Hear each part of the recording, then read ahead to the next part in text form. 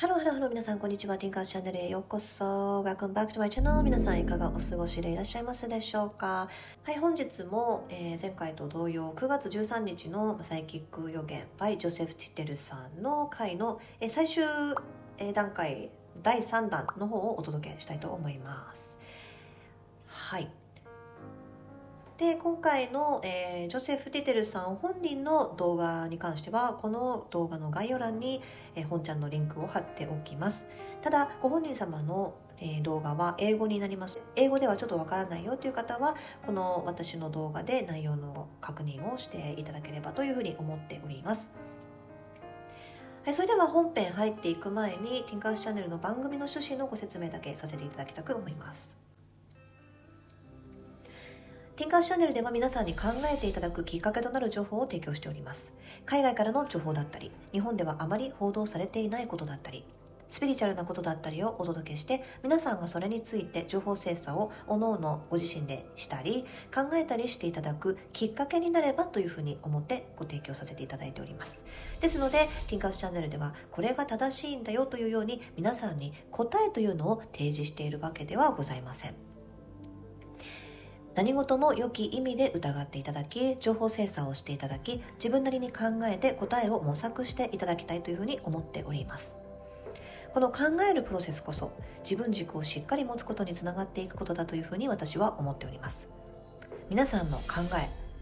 直感というのは宝物だというふうに思っております。自分の直感を磨いてお互いに成長していきたいなということで始めた番組になっておりますので、皆さんご協力お願いいたします。応援の方よろしくお願いいたします。答えを私の動画を見てゲットするというふうな目的で視聴していただいている方っていうのはちょっと気をつけていただきたいんですね。というのも私の番組に限らず、他の、番組情報番組ですとか、こういった、占いサイキックで自分の意見とかを配信している動画ですとか、あとは都市伝説とか、あと、ニュースなどを取り扱っている番組とか何でもそうだと思うんですけれども、やはり答えというのはこの世の中には限られていると思うんですね。あまり答えがないことの方が大半だと思うんですね、この世っていうのは。ほとんどのことが不確かなものですし、私たちは不確かな世界で生きています。ですが答えというのは本当は自分の中に全部備わっているというふうに私は思っています。ちょっと宗教的で嫌だなって思うかもしれないですけれども、私たちの祖先というのもいろいろ太古の時代からやはりお祈りですとかしていたと思うし、あとは直感というのも私たちよりもずっと長けていたと思うんですね。でもうちょっと自然とか宇宙と近い生活感といいますか精神レベルだったんじゃないかなって私は想像しているんですね。で私たちの直感っていうのはよくアカシックレコードとつながって全部の情報をその自分の直感と自分の直感を宇宙とつなげてアカシックレコードとつなげて全ての答えを知ることができるっていうふうに言っている人もいるぐらいなんですね。それを信じるか信じないかは、あなた次第なんですけれども、ただ私はそれは可能だと信じています。現にこの世の中私生きてきて自分が思い描いていることが現実に起こったりですとか、そういうことが結構頻繁に起きてたり、あとは物事がシンクロしてたりとか、自分が、こういうふうに思っていたっていうことがたまたま、出会った人もそういうふうに思っていたですとか、たまたまここに行った時にこれを見たで、たまたまそのことによって仕事のオファーが来たとか、そういう感じのシンクロっていうのがあったりするので、私はそれはやっぱり答えを見つけようとしても自分の中に答えを探っていかないと見えてこないものなんじゃないかなっていうふうに思ったりするので、ちょっと説明するのが難しいんですけれども、要は自分の直感を磨きましょうっていう話を私は、それが大事だっていうことをこの番組では言いたいっていうことを私は言いたいです。はい、ちょっと分かっていただけるか分からないですけれども、徐々にですね、私の自分のこの配信でもこういったお話をしていけたらなというふうに思っております。もうちょっとねお話が上手だったらいいんですけれども、なかなか難しいので今日はこれぐらいにさせてください。はい、でそれでは本編の方に入っていきたいと思います。本日は9月13日にアメリカ人サイキック預言者のジョセフ・ティテルさんが配信をした動画、出来事サイキック預言、パリが激震、ポセイドン、タ・マルバン、ハリケーン・リー、悪魔のトライアングルという題名の動画の最終パートをご紹介させていただきたく思っておりますので、ご視聴続けていただきたいと思います。よろしくお願いします。はい、それでは、第1番目のトピックなんですけども、アメリカに忍び寄る大きな出来事があるよという予言ですね。新年から、そして2023年の予言トップ10バージョン2でもご紹介させていただいていた予言というのが、第3位の予言、ホワイトハウスでのカオスの発生の予言で、あとは第1位の予言が各国の政府が大きく変わるという予言がありました。これはその予言トップ10のバージョン2でご紹介したランキングなんですけれども、その他にもお米の国に起こりそうな大きな出来事の予言というのはありますけれども、今年大注目なのがこの2個のような気がしております。蝕まれる自由。お米の国に今回はフォーカスしていきたいと思うんですけれども、お米の国だからうちとは関係ないわっていうふうに思ったらそれまでだと思うんですけれども、ただお米の国というのはいろんな国にねぐいぐいこう口挟んでくる国なので結構ね関わってくるんですね。なので例えばその自由というのを掲げている国ですよね。自由の女神とか自由っていうのをすごく大事にしている国だとは思うんですけれども、その自由すら奪われる、失われる危機になっているのが現状だということをジョセフさんはおっしゃっておりました。お米の国では自由、しかしそれも蝕まれつつあります。そしてドルも崩壊寸前です。以前上院議員について投資をした時に混乱や辞職などの傾向が見えたということをシェアしました。それはお米の国上院議会の全体を真っ二つにしてしまうようなことになります。これはすでに始まっていますというふうにジョゼさんはおっしゃっております。なので遠くない将来にお米の国上院議会がバラバラに崩れていく様子というのが見えるようになるというふうにジョセフさんは予言をしております。しかしはっきりとした時期というのはちょっとわからないというふうにおっしゃっております。なので、これを聞いた皆さんもですね、しっかりとそのアメリカで起こっていることなどを考察できるように情報収集と情報精査をして考察をして見ていただければなというふうに思っております。族、お米の国の分断。族っていうふうにつくので、これは過去にも予言したことになります。でまだ実現していないんですけれども、2年くらい前からお米の国が分断することを予言していたジョセフさんなんですけれども、その時のビジョンでは、お米の国がいくつかの連合体に分かれていくというところを見たそうです。ジョセフさん曰く連合体に分かれていくという光景はそれぞれの州が同盟したりをしていくつかのグループ、連合体になっていくような形というふうにおっしゃっております。この確かにお米の国はいろいろな側面から分断化っていうのが進んでいる気はしてますけれども、今後のね州それぞれの州がどういった動きをしていくのかっていうのが、選挙前ですけれども気になるところではありますよね。来年選挙なので、どういうふうになっていくかで、選挙は果たして行われるのかというところもねちょっと気になります。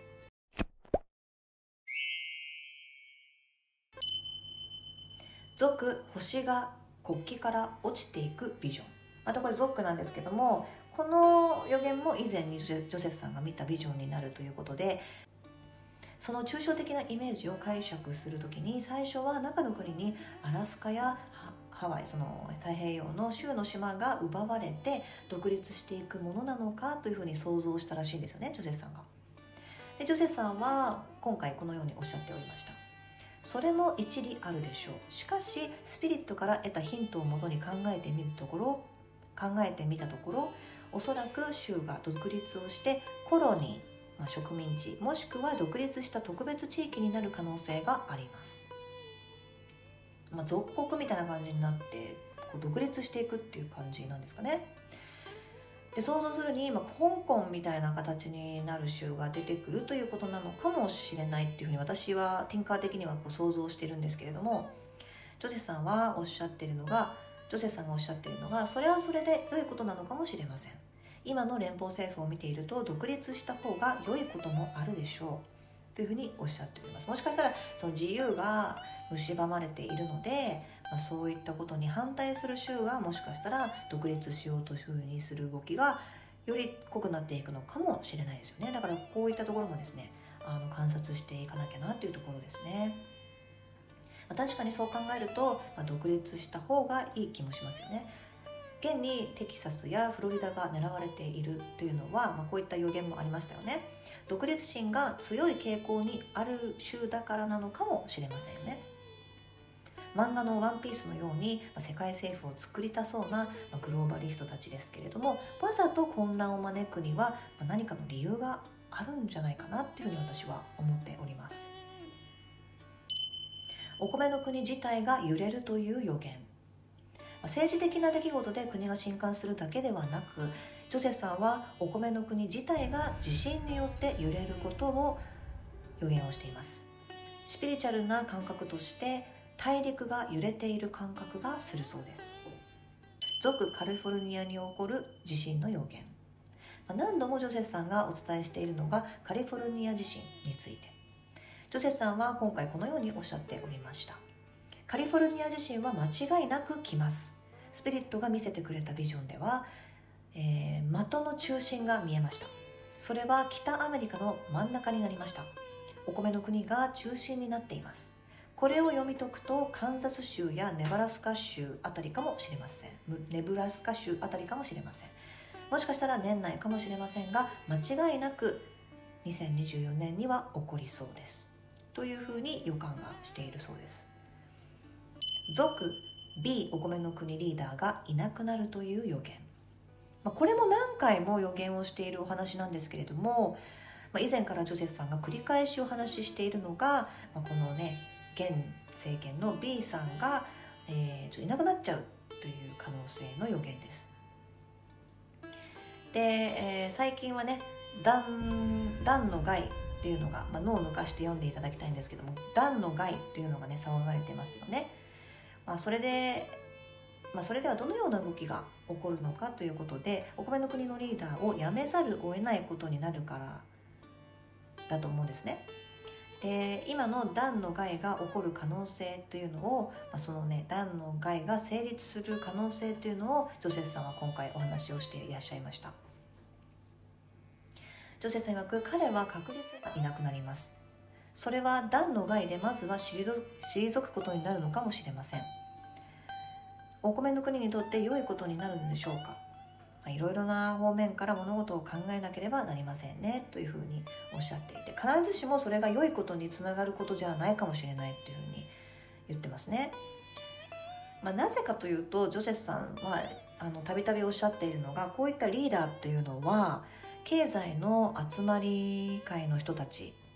ウェフの人たちが決めているから、退く時、消える時というのもその人たちが決めているので、何かその人たちの計画にの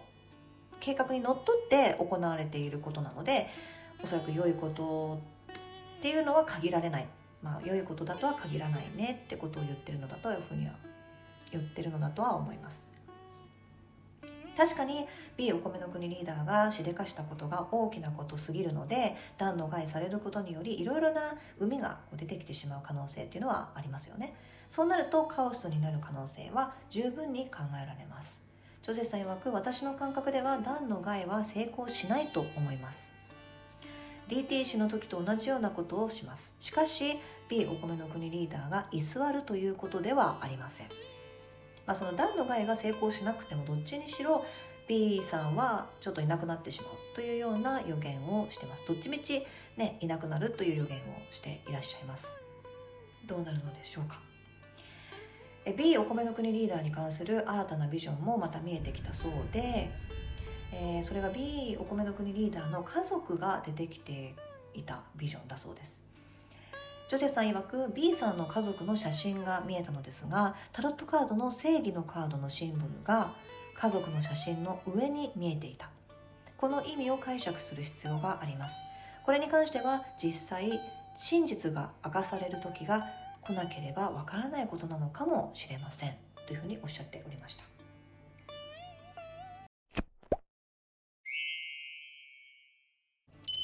抗議活動について、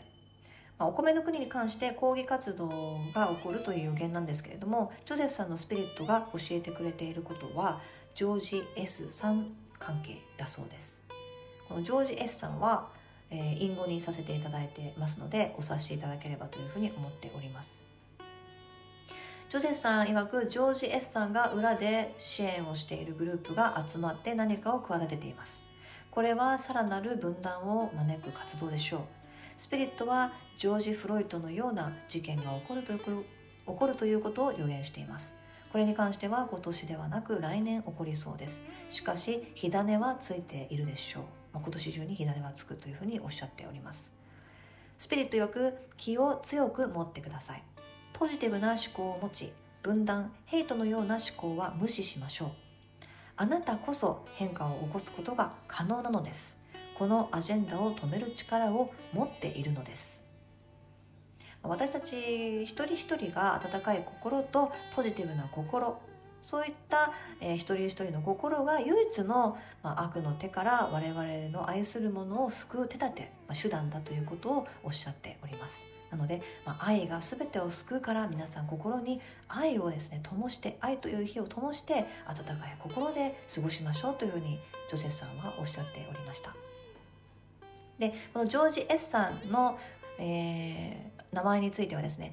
今回のこのブログの方に載っていますので、そちらで確認していただければというふうに思っております。ブログのリンクは概要欄の方に貼っておきます。今しかないということっていうのもジョセフさんお話ししてます。もうグズグズしている時間はもうないよっていうふうにジョセフさんはおっしゃっていまして、今あなたの心が変わらなければあと3年で我々の大切にする国と自由は奪われるでしょうというふうに予見しています。これ一番怖いんじゃないかなというふうに思うんですけれども、ジョセフさんは、お米の国のことをおっしゃっているんですけれども、これに関しては、あの国で起こるということは我々の日本でも起こり得るんじゃないかなというふうに思っております。属国なのである意味、日本は敗戦以来お米の国にいいように侵食されて操られているというふうに私は感じています。今気づかなければ同じようにあと3年で私たちの日本、私たちの知る歴史のある国というのはなくなってしまうかもしれないというふうにちょっと考えちゃうんですね。なので日本の心っていうのをですね失わないで、私たちの心、一人一人の心っていうのが本当は国を支えているっていうことをね、皆さん思い出していただきたいというふうに思っております。私もその一人として努力しますので、皆さん頑張りましょう。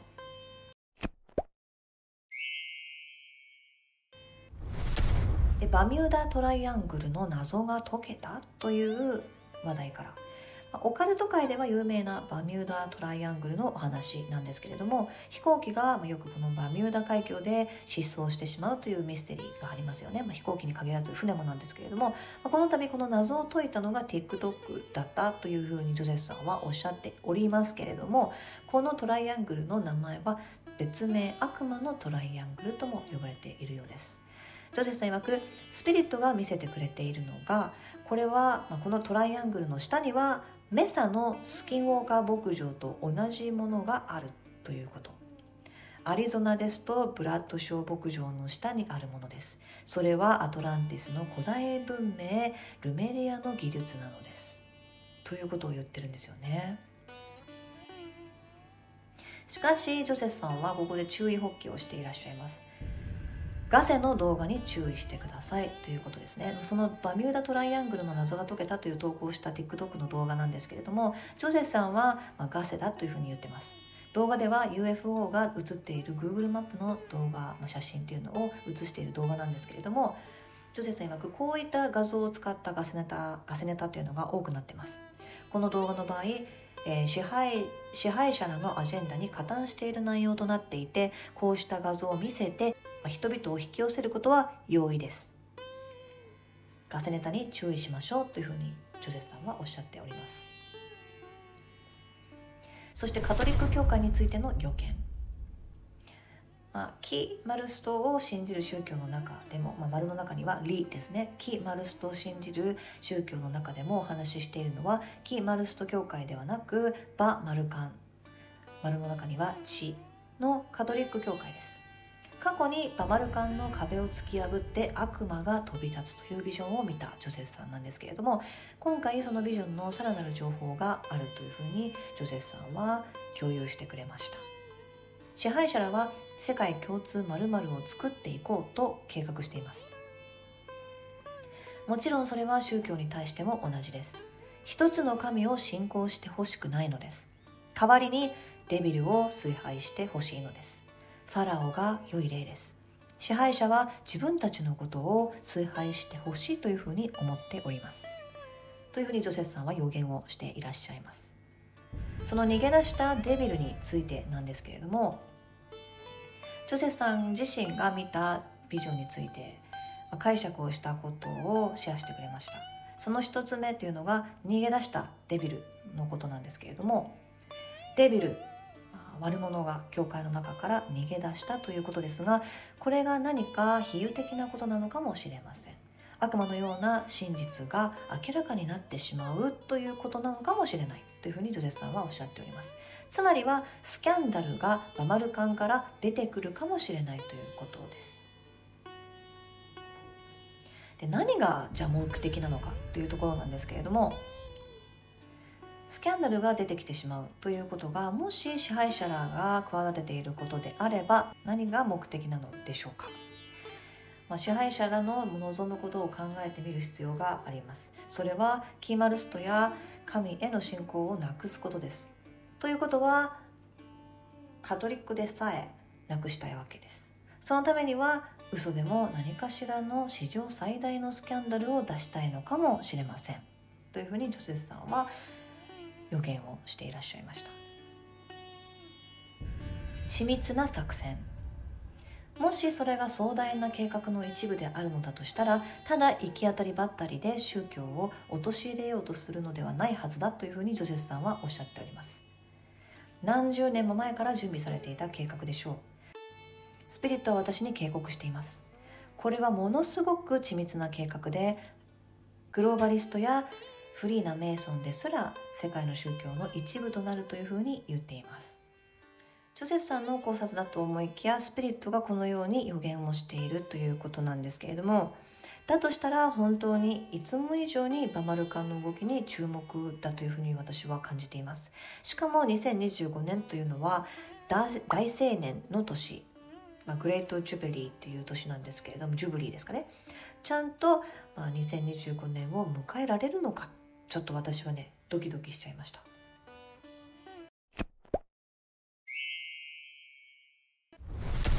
イタリアから起こる多比の危険がある感染爆発。ジョセフさんがこちら予言しているのはイタリアでのこと。イタリアがこうなるっていうのは私の記憶では過去になんかなかったんじゃないかなっていう予言なので、新しい予言だと思うんですけれども、ジョセフさん今回おっしゃっていたのが、エボラか、それに似たような新しいものが流行ります。これは数ヶ月以内というわけではなくて数年以内で起こりそうです。これは数年で徐々に起こるというようなものです。イタリアでということでバマルカンなどの宗教に影響が出るでしょうというふうにおっしゃっておりました。とにかく教会を終わらせたいというふうに願う支配者らというのは、こうした仕掛けというのもしてくるのじゃないかなっていうふうにジョセフさんはお話をしてました。だからこれも、人の手で広めていることっていうふうにジョセフさんはおっしゃっておりました。対応方法と解決方法、じゃあどうしたらいいのって話なんですけども、こうした流れが始まるのは悪の心を持つようになるということなんですけれども、解決方法というのはそれはポジティブでいること、邪悪な心やものからは距離を置くことが大切だそうです。愛のエネルギーを保ち続けることが大事だというふうに思います。ついついね、私もそうなんですけれども、こういったね、予言ですとか、あとは情報精査をするときにいろんなね、こうネガティブなものを目にしてしまうんですけれども、それにあまりこう感情を揺さぶられて怒りを覚えてしまったり悲しみを覚えてしまうと、その波動はマイナスの方に行ってしまうので、なるべくね、こういったトピックを見ているからこそ、私は毎日瞑想してお祈りをして、私自身自分の波動をですねちょっと保てるようにしてます。皆さんも気をつけてください。経済に関する予言。アフリカのケニアのリーダーであるルト氏による警告のような演説があったことをジョセフさんはシェアしておりました。このケニアのルト氏は、お米の国のドルが暴落するというふうに警鐘を鳴らしていました。ジョセフさんは、なぜ彼はドルが危ないというようなことを、演説で話していたのでしょうか。サイキック的に何かを知っていたのか、それとも何かの情報を持っていたのか、両方なのかもしれません。彼は自国の国民に警鐘を鳴らしていましたが、私が思うに全ての米ドル保持者に対して通ずることなんじゃないかというふうにジョセフさんはおっしゃっております。だからドルが危ないよというふうにジョセフさんは、警鐘を鳴らしております。30% 以上の下落が起こる。ジョセフさん曰く、紙幣をなくしたいのは支配者のアジェンダ。その前に壊しに来るでしょう。30% ぐらいは暴落するはずです。2024年になる頃はもうほぼ価値がないかもしれませんというふうに言ってるんですよね。なので米ドル保持者の方っていうのは情報に敏感になって管理をしっかりした方がいいんじゃないかなって思いますけれども、投資ですとかそういったものは自己責任、自己判断、ご自身で勉強して判断していただきたく思いますので、そこはお任せします。太陽フレアが仮想通貨を吹き飛ばす。紙幣からデジタルへという流れっぽいんですけれども、実はジョセフさん自身はまだデジタルの通貨を信用できないというふうにお話ししていました。紙幣に価値がなくなるからデジタルへという考えには、ならないというふうにジョセフさんはまだならないというふうに言っていて、太陽フレアが来れば電子機器、つまりデジタルの世界は壊れます。すると物理的に価値を持つプレシャスメタルなどを持っていた方が安全でしょうというふうにおっしゃっておりました。ジョセフさんがおっしゃるには、今からでも紙の紙幣よりもコインを持っていた方が良いというふうにアドバイスをしていらっしゃいました。確かに現実的には紙より金属の方が価値がありますよね。さて、それよりも大切なものを準備する必要があるというふうにジョセフさんはおっしゃっておりました。それが食料や物資を備えよう。お金っていうのも大事なんですけれども、直近で必要なものっていうのは生きていくための食料やお水、そういったサバイバル物資ですよね。何が起きても大丈夫なようにコツコツと備蓄をするように皆さんに警告をしていました。ちなみにプレシャスメタルの予言なんですけれども、一回暴落するというふうにもジョセフさんおっしゃっております。これは闇の支配の方が一回落とすんじゃないかというふうに言ってますけども、今は戦がね中東で行われているので上がってちょっと上がり目ですよね。ですけれども、一回ガッと下がる可能性もあるというふうに予言をしてましたので、そこはねやっぱり難しいところですよね。ですが、備えあれば憂いなし。食料とかサバイバル物資というのは持って備えておいた方が良いというふうに言っておりましたので、皆さんちょくちょく備えていきましょう。はい、今回は以上になります。いかがだったでしょうか。今回前半の方というのはお米の国の予言が多かったんですけれども、過去の予言の続編というのが多かったですよね。で、気になるのはお米の国に起きる大きな出来事の予言、そして最後におっしゃっていたお米の国のドルの暴落ですよね。お米の国の経済というのが壊れてしまうと、世界恐慌に突入しかねないということで、皆さん本当にですね、これから何が起きていくのかっていう、何でも起こりそうな時代なので備えていきましょう。今回の動画いかがだったでしょうか。いいなって思っていただけましたらグッドボタンで応援の方よろしくお願いいたします。そして次回の動画が、これがですねすごく興味深い動画になっております。ブログでも読んでいただいた方いらっしゃるかもしれませんけれども、今回はですねホピ族の予言3段に分けて3編に分けてお送りしていきますので、皆さんですねぜひともチャンネル登録をして待っていただければというふうに思っております。はい、ホビ族のね赤い星青い星、選ばれし者になる方法とかそういったところもねお話ししていきたいというふうに思っておりますので、皆さんお待ちください。それでは今回も見ていただきましてありがとうございました。 Thank you very much for watching. Thank you very much for listening. ティカスチャンネルでした。それでは次回の放送までお待ちください。 See you next time. Bye bye. Much love.